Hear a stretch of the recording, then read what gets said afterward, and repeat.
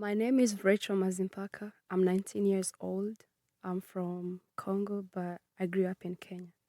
When I was a child in Kenya, I always had people sing in churches and sing traditional songs at events like Heroes and Independence Day.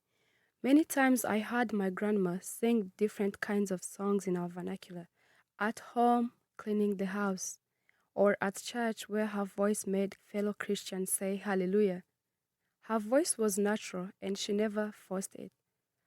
Her golden voice could lead me into a deep sleep. Whenever I cried, she would sing this beautiful lullaby that said in my language, Ichechekere mama nzakugurira inkeri zanyamakarakara ukundo kamere uragira inyana za so na nyoko. This simply meant, be quiet, my baby. I'll give you blackberries that will make you grow. I said in my heart, Grandma loves me. Whenever she finished the song, I would stop crying and go to bed.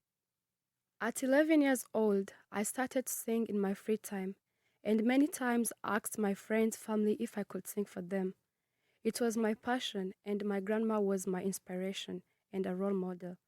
One Sunday, we went to church, and I led other kids in the song, Uri Alpha na Omega, turaguhimbaza, ukwiriye gushimwa.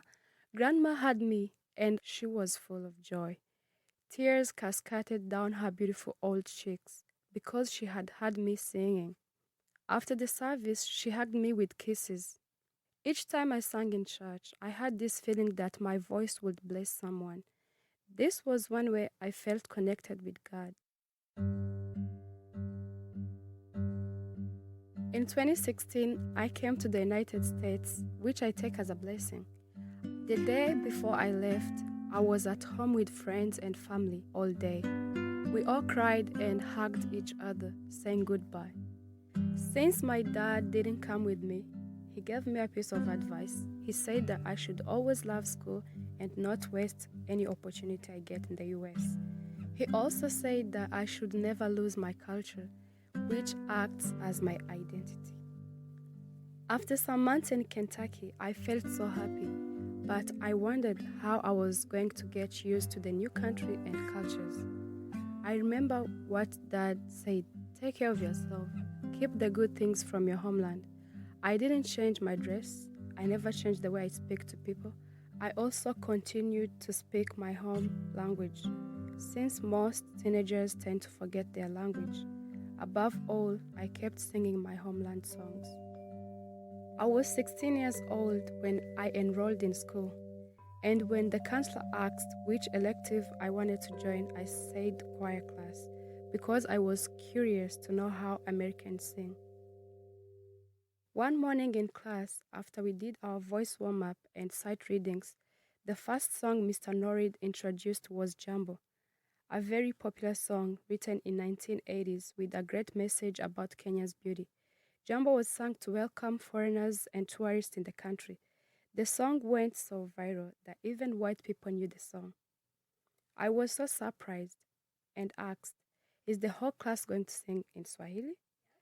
I was surprised that Americans would be interested in an international song.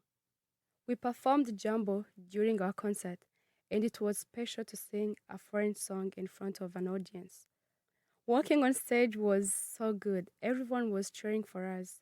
My legs were trembling like chameleons on a fig tree. We started singing.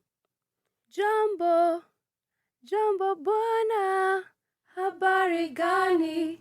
Mzuri sana. Wageni, wakaribishwa. Kenya yetu, hakuna matata. From that day and from all that long journey of singing to friends, family, church, and school choir, it made me remember when back home in Africa, I could imagine myself in a big place singing. So I think it was the fulfillment of that dream. I came into a conclusion in my heart that anyone can do what they feel they can do best. I knew this as a passion and a gift that was given to me by Iman, which in my language means God.